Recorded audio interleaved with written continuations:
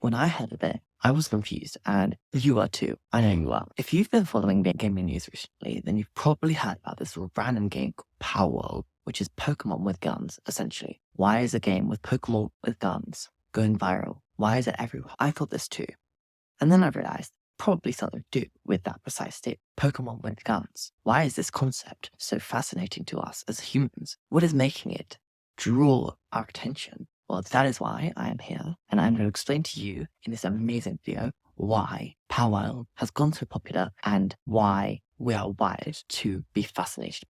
Now, there are two major processes that are at play here: the contrast effect and cognitive dissonance. Now, if you don't know what that is, I'm glad, because you have a life, probably. I didn't know what it was either, but it's time to dish that bean about what these two things are. The contrast effect is a phenomenon where our perception of one thing is altered by our perception of another thing. Pretty simple, right? For instance, if you had two plates, one with the best burger you ever had and one with literally the worst burger that ever has graped the earth, then you will probably think, by comparison, that this burger is worse, much worse, because your brain sees the good burger and then it realizes how much worse the bad burger is. Now, practically, the cuteness of the Pokemon in Palword are compared to the violent intensity of guns, and so by merging these two concepts together, it's making a very distinct assumption. For instance, in news, we're often desensitized to violent imagery, but here in this cute world of Pokemon, the violent imagery seems much scarier and much more intense.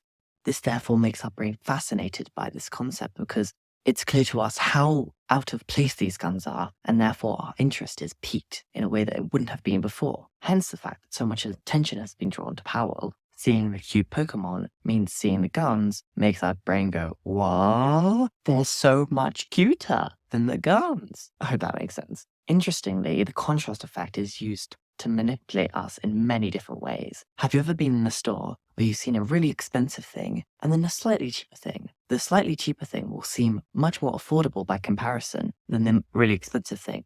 But you may not have necessarily bought the cheaper thing if you were in the store and it was just by itself. That's because the comparison enables the contrast effect and is manipulating our brain. The same thing happens with real estate agents showing really not very nice houses compared to then okay houses, and the okay houses seem much better by comparison. This is also why social media is so horrible, because we see everyone else's amazing lives and our life by comparison, contrast, and so their lives seem that much better, when in reality, it's the comparing that makes the two lives so vastly different. Our brain unconsciously enables the contrast effect all the time, and the world is built to take advantage of this. For instance, Palword is a perfect example. By designing these two vastly different concepts and linking them, the contrast effect is enabled and it's made to seem more interesting. That brings us on to the second major thing, cognitive dissonance. Now, what is cognitive dissonance? Is when our brain holds two opposing beliefs. For instance, I hate strawberries. Strawberries are the favorite food of my best friend. Our best friend's opinion juxtaposes with our opinion of strawberries,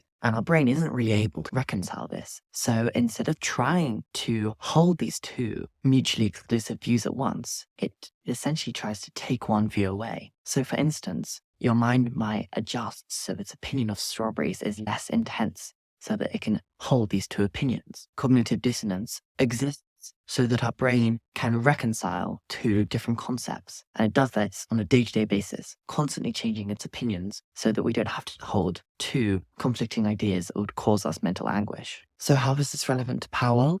Well, as I'm sure you can see, the two ideas at play here are the guns and the Pokemon. Pokemon we know to be cute and harmless and very sensitive. Guns are shocking, violent. Combining them makes our brain put into a state of cognitive dissonance. It either thinks, oh, those guns can't be that bad because they're associated with Pokemon, and Pokemon are cute. Or it goes, oh, those Pokemon can't be that cute because they're associated with guns. In both circumstances, your brain is kind of actively trying to detach these two things from each other. And since Palword exists and it's not really going anywhere, your brain is kind of intrigued and it can't reconcile these two concepts, and so it whips itself into a frenzy, thus creating tension and drawing the ideas of the game. That's why you and I both find Palword to be eye-catching and inviting.